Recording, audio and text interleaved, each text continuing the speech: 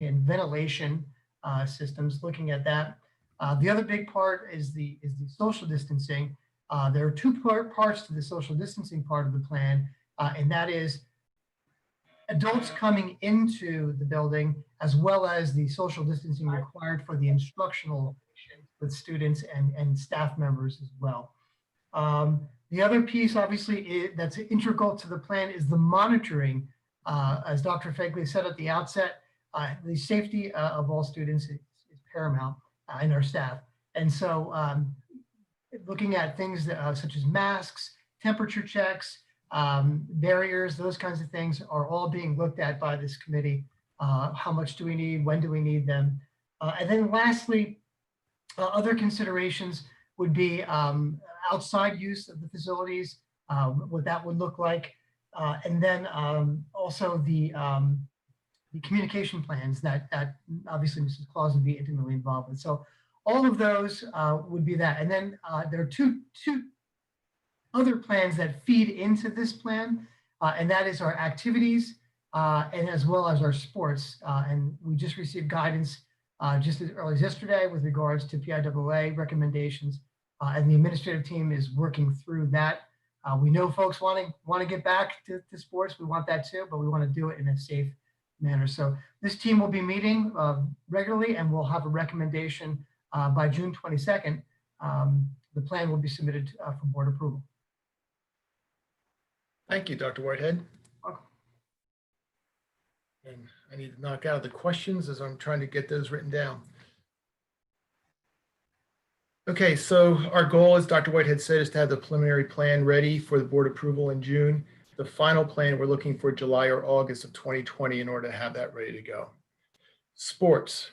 Here's one of the big ones that's coming out right now. As most of you know, yesterday, the Pennsylvania Department of Education provided guidance to school districts on how to open up sports programs. They actually did it for colleges, pro sports, and youth sports, and for K-12 schools. They have indicated that we can open, but we also have to get, as Dr. Whitehead said, the pandemic plan to the board for approval before we're allowed to open. We are trying to determine how to do this honestly countywide, and we are waiting for some additional guidance from PIAA, that's Pennsylvania Interscholastic Athletic Association, to give us guidance on how we can move forward with opening up any of the sports programs.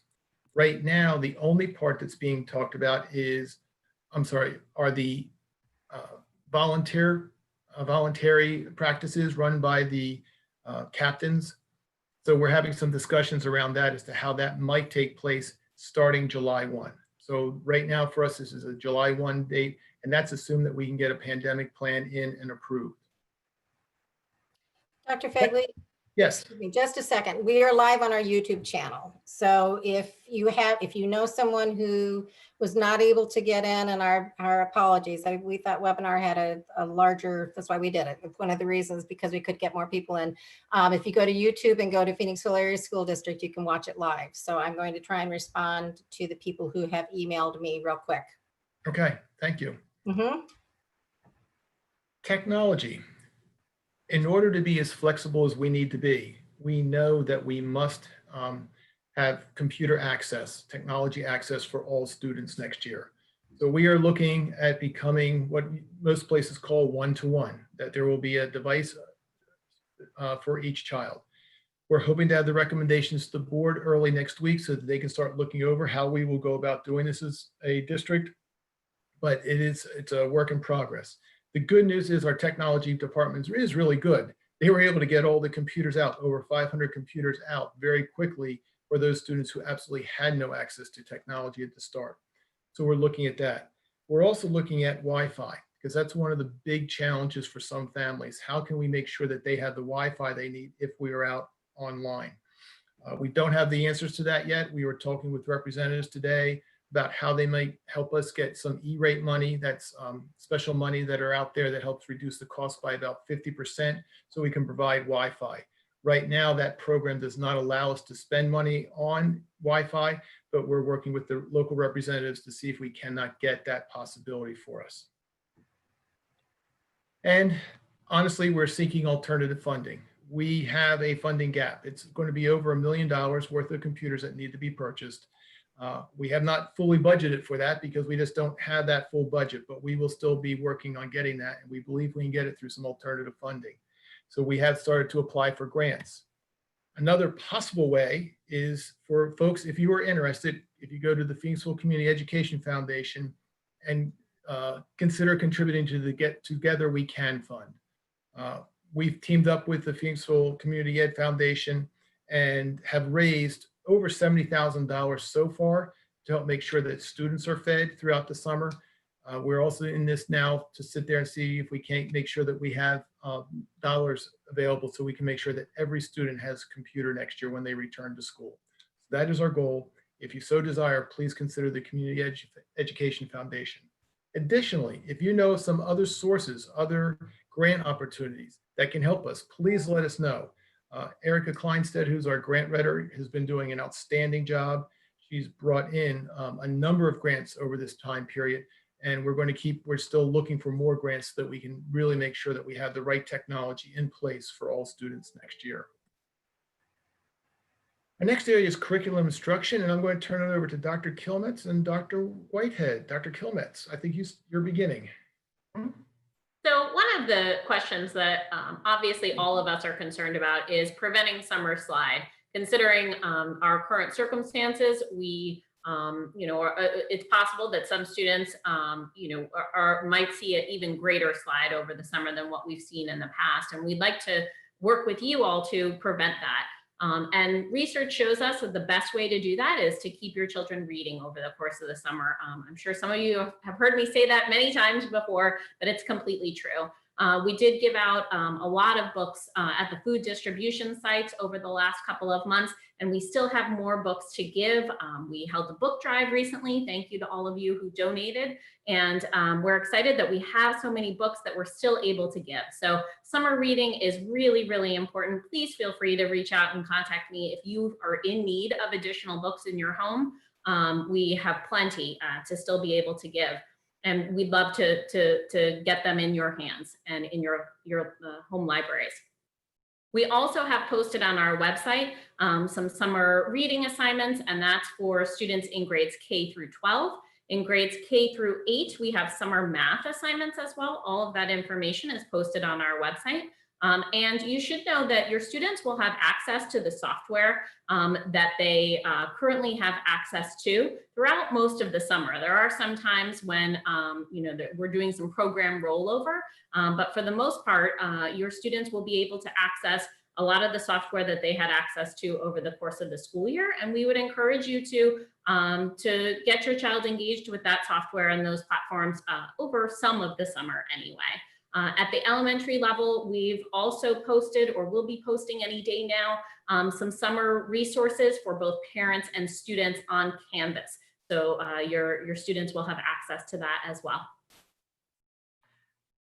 Thank you, Dr. Kilmetz. I would just add very quickly, obviously, all curricular development will be consistent with all state standards. So there's no difference between the curriculum implementation and the content in terms of that. The modality may change in terms of how you're accessing that content with whichever plan winds up being initiated.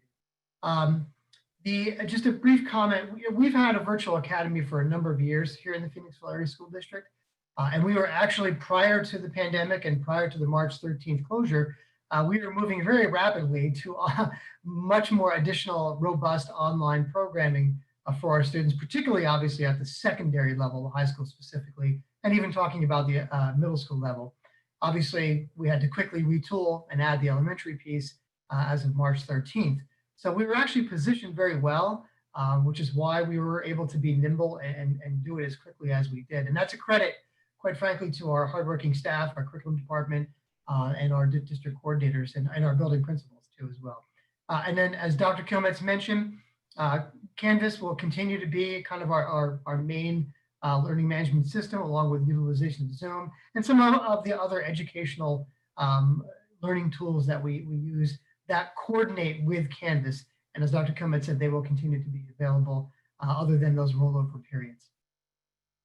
Thank you. One of the questions to build off that came in is, the parent says they have a high school student and they were wondering if they might be able to, and they're very interested in science and they're wondering if they go virtual, they're concerned about the labs. Yep. And, that's one of the things we've been working on, Doctor, that we'll make sure we have labs available. But why don't you talk about that a little bit more? Well, it's a very timely question because we had that conversation on the pandemic meeting, the pandemic team meeting today, and one of our staff members, teacher members of the pandemic team is Ms. Davies, who's a high school teacher, a science teacher, and so we are working through that. Part of the plans that we are talking about are, for example, obviously we would have social distancing requirements, so there would be a reduced numbers of students in the class. Maybe one particular student handles the manipulatives for the lab. There's no cross handing of that material. So let's say you have 3 or 4 lab partners, social distancing. One particular student would be the person that handles the materials and not handling it others. The other person would be the record keeper and the note taker for the lab that's occurring. And the other person would be the person to present, out their findings. So one of the pieces that is required, obviously, is the professional development. So that, if I'm a science teacher and I'm implementing this lab with social distancing, that's going to require a rethinking on my part. So we will have to have time, and we're building that time into a more expanded in-service schedule that we're working on for our staffs to retool that way. So we want to be able to give those experiences, but we want our students and staff to be safe. And also to be very clear, so yes, if your child is virtual and it requires a lab because it's a science or biology class, we are working on having your child come in then to do labs in the building for that period. But the rest of the time, they will be able to be virtual. Correct. So just want to make sure that we have that. Another question was about funds. How are we going to try to pay for this? And I indicated we're looking for lots of grants. The one part I forgot to talk about was the money that we have saved so far this year. So since March 13th, we have worked very, very hard at reducing our spending in all areas that we can while putting some of that money into the new areas that we needed to. But one place we were able to save a tremendous amount of money was in our electric bill and our gas and heating bill. So literally over the last 2-3 months, the district has saved almost, or over at this point, $70,000 in electricity. That money is being taken over and put into a special account that we will have as extra funds for next year to help provide the additional resources that we need to keep running the school with all the new additions that are going to be necessary. So that's just one example of areas that we've saved money. Another area which probably wouldn't surprise you is in printing costs. Our printing costs went way down. So those funds are being taken over and are going to be used to help also offset the costs that we need for computers, et cetera, next year. Are there, let's see, Mrs. Claus, there's lots of other questions. Which one? There Real quick, sorry, Mrs. Claus, I would like to jump in real quick. I just want to add an additional piece to what Dr. Fagley was saying in regards to the cost savings. One of the things that we've been very passionate about doing and have been successful in is not laying anyone off during this closure time. For those that would have been laid off, we've found alternative jobs. And for those that would be in the buildings, for example, our maintenance and janitorial staff, because the students aren't there, we've been able to do many of the projects and will continue to do many of the projects that either would normally happen during the summer in a condensed time frame, or that we would have had to outsource. So for example, Barclay was in much need, for those Barclay families who might be watching, of a paint job. It was old wallpaper that desperately needed to be taken down and cleaned up. And so our staff has been working very hard over the last month doing that project, which we would have had to outsource. So that alone was a $50,000 savings. So that's another really important point for folks to know that there are these areas that we're saving money and still making sure that our staff is working. Thank you. So Dr. Fagley, I'm seeing a number of questions, and I apologize because I was trying to get us onto YouTube and I was not listening real closely. So this may have been answered already, but there are questions about if you start out in virtual or actually in the building and something happens and you need to switch or want to switch. What's that going to look like? Do we know yet? We are still working on that. We do realize people are going to want to move. Now, at one point, there may not be an option. And what do I mean by that? we may be going along in the building, and so we have our in-building program going, and then we may also, then we'll have our virtual program also running. But suddenly what takes place is we're told by the governor or the Department of Health that we need to close because the outbreak has increased. At that point, we will close at the end of that school day, or as soon as we can close. We will then move on to a virtual platform the next day for all. So at that point, everyone will go virtual. So I want to be clear about that part. That said, we are looking at, and we understand that some families during the year may be in the building and then become more uncomfortable as they're seeing the situation change. Yes, we're looking to help make sure that they can go virtual, and the same circumstances may change where someone is virtual and then they want to come back into the building. And so we're looking at doing that. We still have to work all those out, but to Dr. Whitehead's earlier point, our goal is to make sure that the virtual program and the building program are totally aligned. So that should be relatively seamless to go back and forth between the two programs. So yes, thank you. Great question. There are several questions too about the A and B days and how that would work. So again, I apologize if this has been addressed, but there's an, can you explain how an A and B day would work for high school students? Would certain classes be in person like math and science? Would A and B days be the same every week? So that you would, if you're on A, you would be what, Monday, Tuesday, and if you're B, you're, so I think, can we address that if we have not already? Yeah, I'll elaborate a little bit. I did talk about it, but I'll elaborate a little bit. We're still kind of working out those fine details in terms of exactly how we want to structure it in terms of numbers. So we're trying to we want to run a consistent schedule. So the desire ultimately is to have consistent A and B days so that people can get into a routine. Parents can get into a routine, students can get a routine, staff members can get into a routine. But we realize that there may be, as Dr. Fagley mentioned, there may be circumstances where we'll have disruptions and we're going to have to be flexible, which is why the planning that the staff will be working on is really concurrent planning, meaning that we would be able to shift all of us to the virtual world, everybody, whether we're brick and mortar or whether we're not, with a seamless transition right away. And so that piece is critical. The other piece that we're working on, obviously, it's difficult with the large comprehensive high school. It's difficult. That's a big catalog of classes with electives and things like that. It's just simply not going to be feasible not to have all of them running at the same time. So we're going to have to make some tough choices, but we're going to try to offer a real wide opportunity for our students as well. What's important is we want some of our accelerated classes to make sure that they're running. Obviously, our AP classes are very important to be running for our high school students. So we're really working hard to have as many of the courses up and running and having a virtual opportunity as well through that. So we do want to have a consistent A day, B day. The middle school and the high school are going to look a little bit different as they should. That's developmentally appropriate.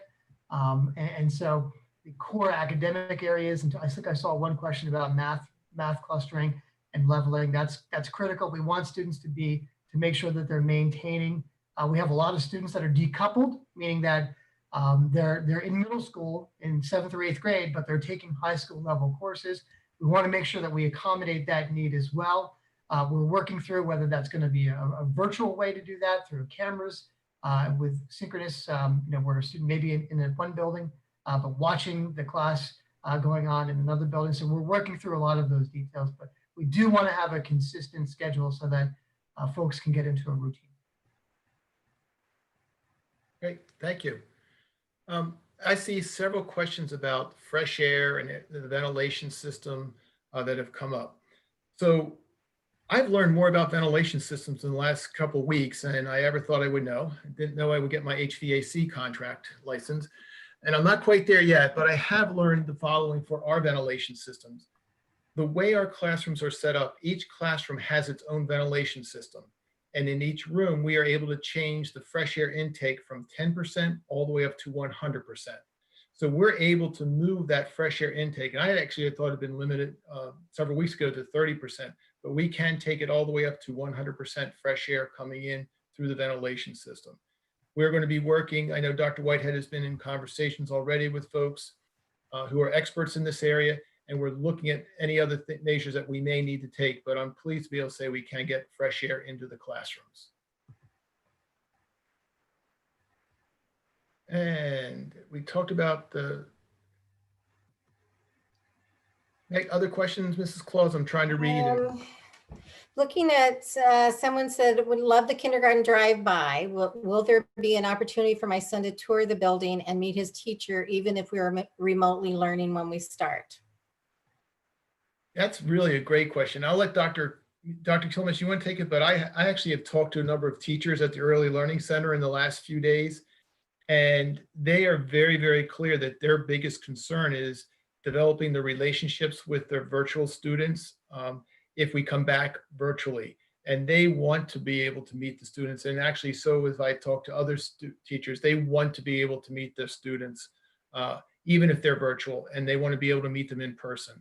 So we've got to look at ways. We're not sure exactly how to do that yet, but we must look at ways of how do we go about doing that, because that connection is vital. And that's actually what a number of the teachers have said to me, that the reason the virtual worked this time was because they knew the students so well. So those are the pieces we've got to make sure that we build into the virtual world. And Dr. Kilmes, when you get ready to answer, I have somebody who's saying, please don't forget about the older kids. They need face-to-face instruction too. So go for it. We want to be able to interact with students in person as much as we possibly can, and our plans will allow for that as much as we are allowed to. But I also wanted to mention too that, you know, from a curriculum and instruction standpoint, we've spent a lot of time over the past couple of years talking about social emotional learning and student needs, and really making sure that we have that at the forefront of all of our instruction. Student personalities, needs, they come first, even before the curriculum. And so we want to accommodate every child. We want to adapt and adjust for every child. We want to build strong relationships between every teacher and every child. That really is at the forefront of our teachers' minds for sure. And our curriculum allows time and flexibility to do that in many different ways. I have someone asking about the survey link, and I'm just going to put it at I'm not even going to type, I'm just going to respond to it. It is on the website. So at the very top of the webpage, we have, if you go to pasd.com, we have the survey links up there, and you can go in and get to it. So I apologize, trying to get to it from here is a little bit difficult. All right, let me see what else we've got here. Have we talked about transportation? Have you talked much? Okay. All right. There's some questions about transportation. You know, what are we looking at? I guess I'll jump in, and then Dr. Begley, you can jump in. Sure. So transportation is actually an integral part of the health and safety plan. There's a lot to be fleshed out with transportation and the social distancing requirements. One of the things that we actually talked about today was obviously the protection of the driver. So we're working very close. Our transportation supervisor is working very closely with Wolfington, our transportation provider, with regards to what equipment upgrades need to occur on the bus. So for example, when you look at SEPTA and certain large public transportation systems, they're putting barriers around the driver. The drivers have found that the actual N95 masks are difficult because they're moving their heads to check, you know, when they're driving, that maybe a shield would be better. So, and so we're having those kinds of discussions about what PPE, personal protective equipment, do the drivers need in order to do that. Then we have to begin having conversations about, can siblings, you know, be in the, you know, is their social distancing going to be different than the non-related students? How far apart can we get them? How many students can we actually get on the bus? Is that going to impact our routing? So there's a lot of details right now yet to be worked out with transportation. We also have to factor in how many parents won't be comfortable using transportation and will want to drive their own child to school. Dr. Fag, I don't know if you want to comment any more on that. No, that's correct. We believe that mid to late July, we will be sending out a survey to all parents about transportation, trying to learn what your comfort levels are with the information we have at that time. this is one of the areas that the information keeps changing constantly, and we're not sure exactly what we'll be doing. And when I say the information from PDE is changing in particular on this. So we don't have the full answer for you right now. We are trying to figure out how best to transport all the children in the morning. Transportation, though, in fairness, could be one of the reasons we need to go to AB days, because we may have to be able to separate out the children enough on the bus. So those are parts of the, shall we say, big jigsaw puzzle that we're trying to put together in order to figure out how best to open this coming fall. We have some questions about the special area classes, band, chorus, art. Dr. Kilmetz, can you possibly address that? We obviously are in great support of the arts, and we continue to want to provide those opportunities to your students. We don't know exactly what that's going to look like just yet, so there will be more information to come on that. Obviously, there's a lot to consider with the sharing of materials and social distancing requirements. And a really important question, Dr. Fagley, will elementary students be able to have recess? They need recess. So let's start with the need, and then we have to go and figure out how we can safely do it. And that's the part we have to really look at hard. So we're not sure exactly how it will take place, but yes, they need recess. They need to be able to move around. They're not going to be able to sit in their desks all day long and even just do exercises in the classroom. We all know how rammy they become on a rainy day or a cold day. It just doesn't work. Along that same line, there was a question in, well, it's kind of the same line of participation in extracurriculars. And it's about band, choir, and sports. If you're in our virtual world, you are going to be allowed, and we're going to encourage you to come in and participate in any of the sports programs, the band programs, any of those extracurricular activity programs. We understand that you may want to keep the distance and not participate, but yes, if you are in the virtual world in the Phoenix Area School District, you are eligible to come in and participate in any of the extracurricular activities. Some of the extracurricular activities we're actually looking at how can we put online. But we may be able to run some of them virtually for you as well, but it's very important.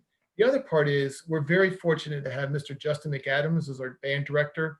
He is actually part of the PMA, the Pennsylvania Music Association. He's one of the lead members of it.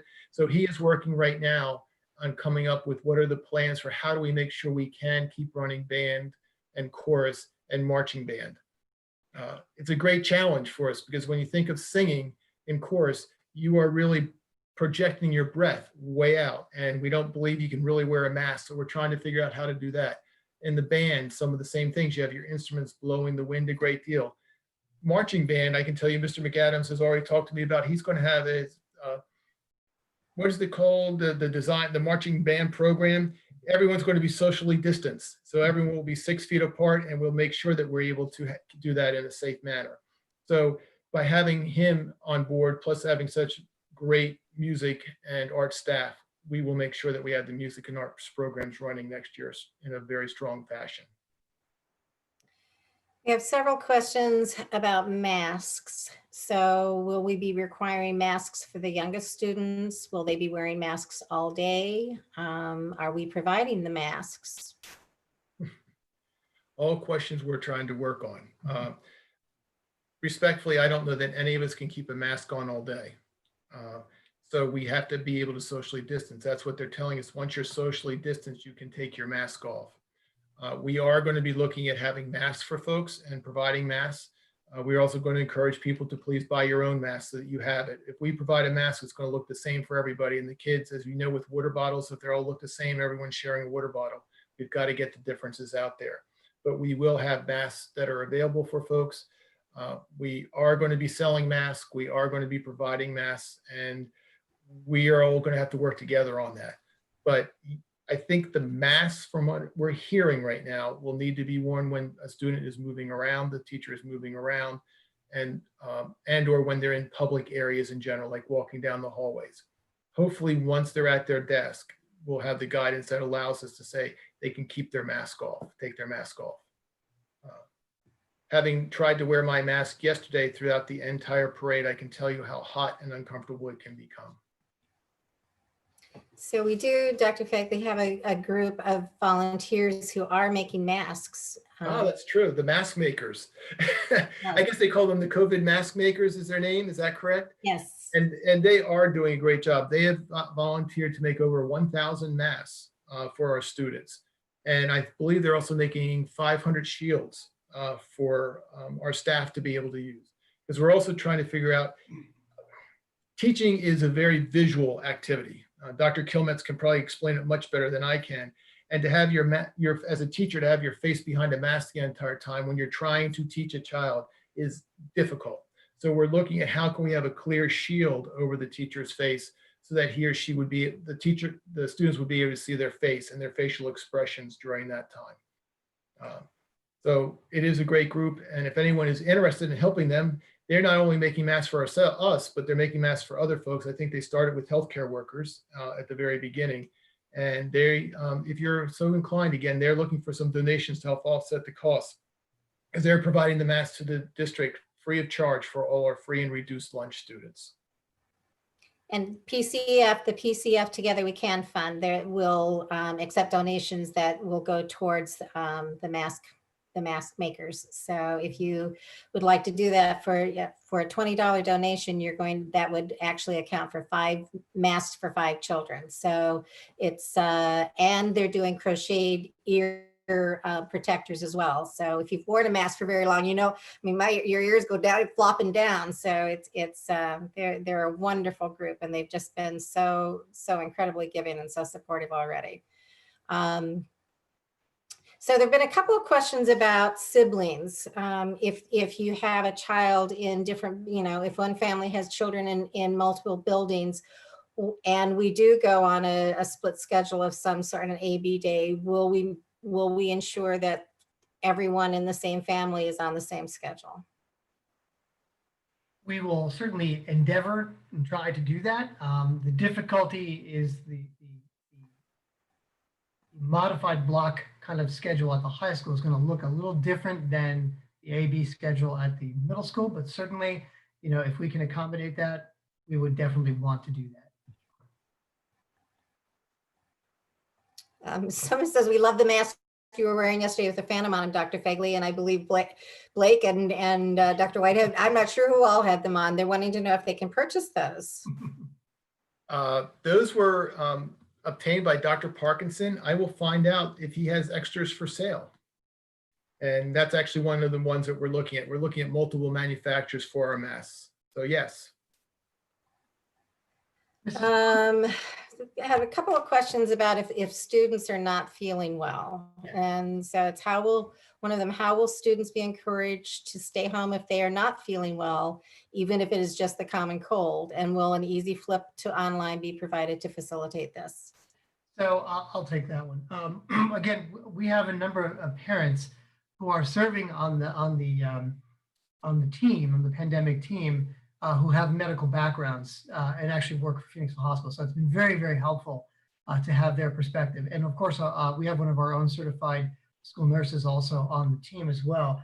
One of the things that we talked about today was hopefully early screening. So things like making sure that all students enter through one central location, possibly having a monitoring device that would actually sense temperatures if needed. And then, if there is an indication that a child is not feeling well, quickly quarantining of that child and notification to the parent to make sure that the parent knows, that we're probing a little deeper to find out if the child is medically okay, to medically check them. So we're working through those protocols. Our school nurses are working through that in tandem with the medical parents who are on the committee with regards to that. But screenings will be quick.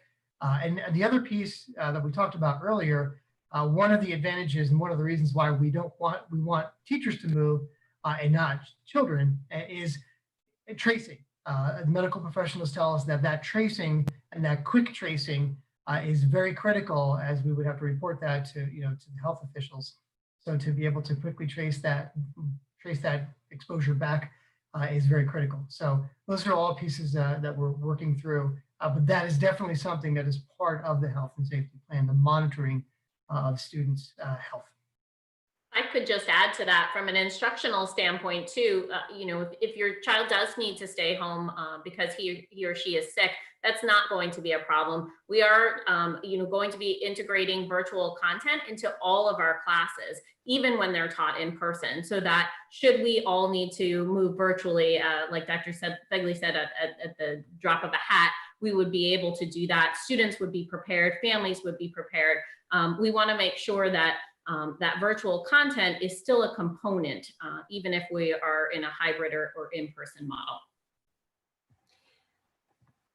So Dr. Kilmetz, a little bit of a follow-up, kind of a segue into, will teachers be responsible for both physical classrooms and virtual classrooms, or do we anticipate that they will just be teaching one type? We haven't fully fleshed that out just yet, so that will be in a future update. We are, again, trying to be flexible and trying to accommodate needs. So more to come on that. Couple of questions in here about mental health supports for students. What type of things are we anticipating? I'm not sure who wants to take this one. Sure, I can take that one. So Mr. Ramsey, our Director of Student Personnel Services, is working with our board certified behavioral analysts. So we have 3 board certified behavior analysts on staff. They have been working this summer in developing a plan, working in tandem with our Lakeside contracted mental health providers who we also have on staff to develop a plan for the return of students. Clearly this has been a traumatic event for students and for parents.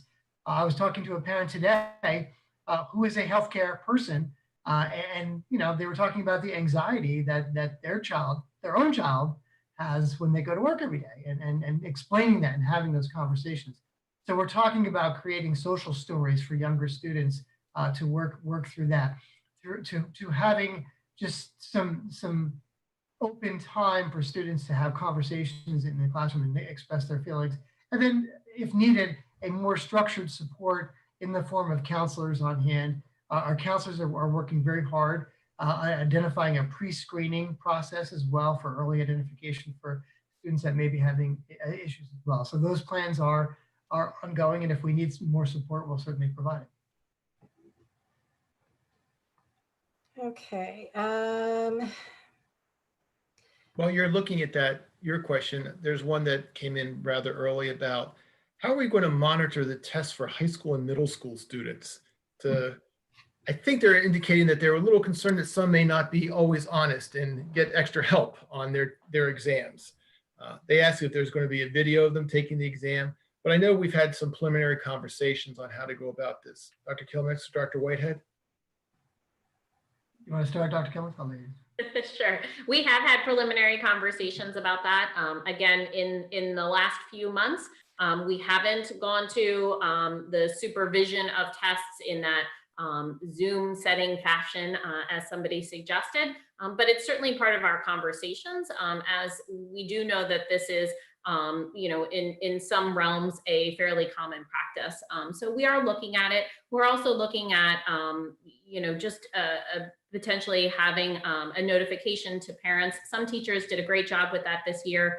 And we will probably formalize that process for next year as well, so that parents are notified when a test is, and that we expect students to be completing it independently, so that we can really gauge and use the assessment data to tailor our instruction. That's our goal with assessment. It's never a summative sort of cutoff. We're using it to make sure that we can adapt and adjust instruction for all students. And so that assessment data is really critical for us to get.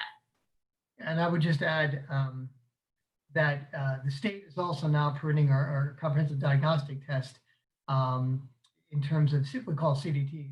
They're now permitted to be done via online. And again, that's kind of the tests that we use in between PSSAs to really adjust our instruction and the pacing of our instruction. So, and that's now fully available, but the state is permitting it to be done online as well.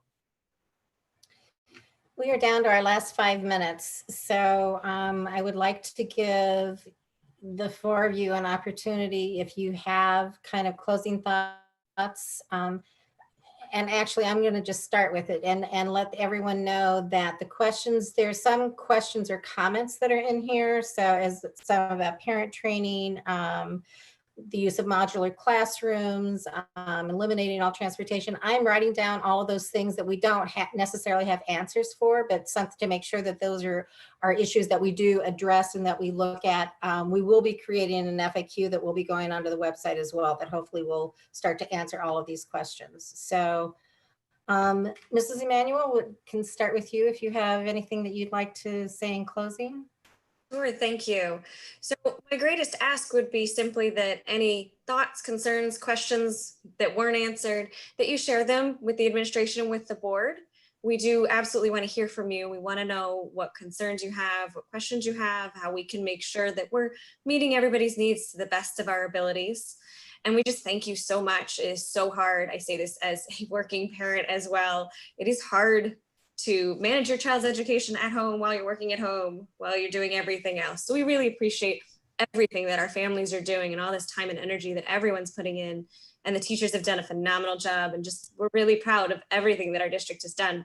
So keep up the communication and stay sane, please. Thank you. Dr. Kilmetz? I would just like to add, and echo those sentiments. We are here to support you and your families and your children. We are considering how to better help parents and help families adapt to virtual instruction or hybrid instruction.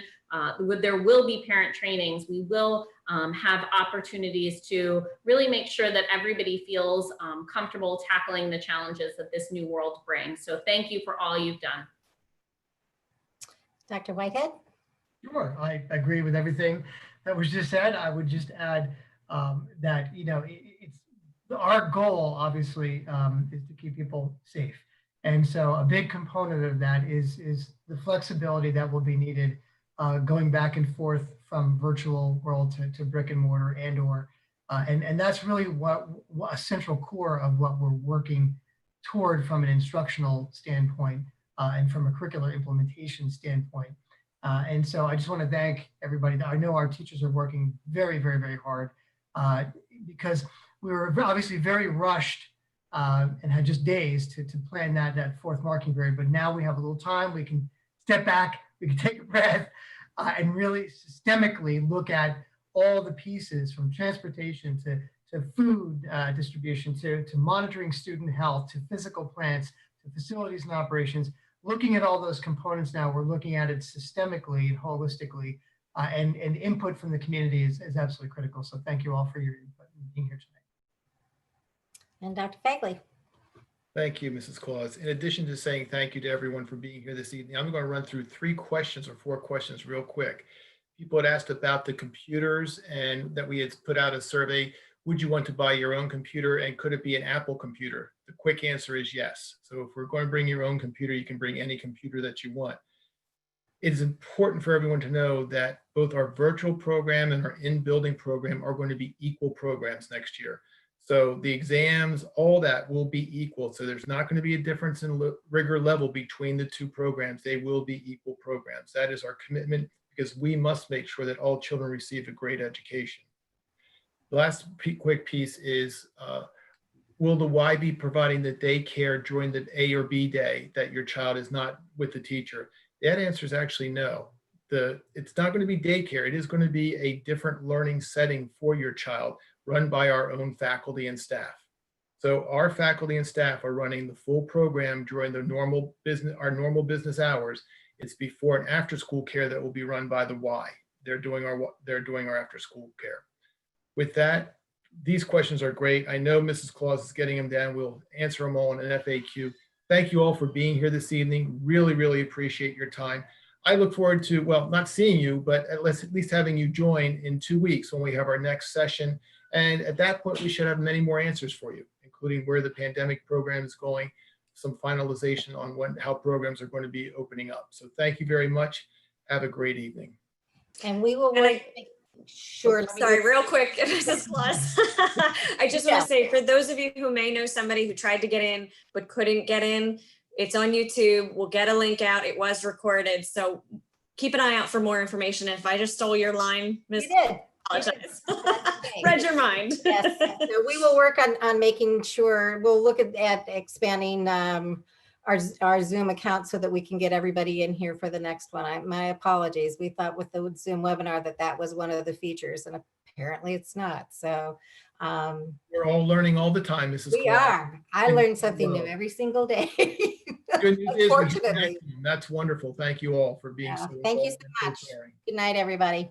Thank you. Thank you for attending, everyone.